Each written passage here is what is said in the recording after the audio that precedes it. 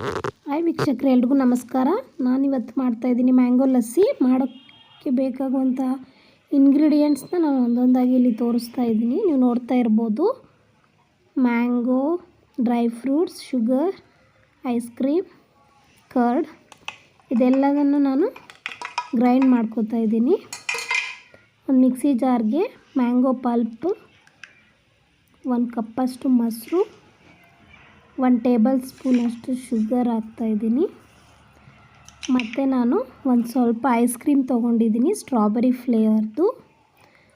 ಅದನ್ನು ಹಾಕ್ಕೊಳ್ಳಿ, ತುಂಬ ಚೆನ್ನಾಗಿರುತ್ತೆ ಟೇಸ್ಟು. ಸ್ಟ್ರಾಬೆರಿ ಫ್ಲೇವರ್ ಸಿಗ್ತಾ ಇರುತ್ತೆ ಮಧ್ಯ ಮಧ್ಯ.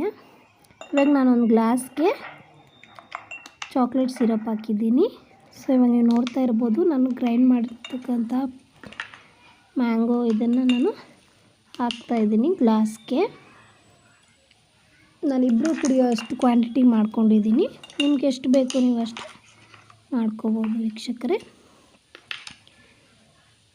ಡ್ರೈ ಫ್ರೂಟ್ಸು ಬೇಕಾದರೆ ಮೇಲೆ ಹಾಕ್ಕೋಬೋದು, ಇಲ್ಲ ಅಂತಂದರೆ ನೀವು ಮಿಕ್ಸಿಲಿ ಗ್ರೈಂಡ್ ಮಾಡ್ಕೋತೀರಲ್ಲ ಆ ಸಮಯದಲ್ಲೂ ಬೇಕಾದರೂ ಹಾಕ್ಕೋಬೋದು.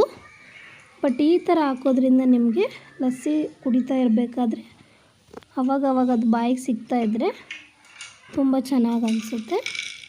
ಸೊ ಇದೇ ಥರ ನೀವು ಕೂಡ ಟ್ರೈ ಮಾಡಿ ನೋಡಿ, ಹೇಗೆ ಬಂತು ಅಂತ ಕಮೆಂಟಲ್ಲಿ ಕಮೆಂಟ್ ಮಾಡೋದನ್ನ ಮರಿಬೇಡಿ.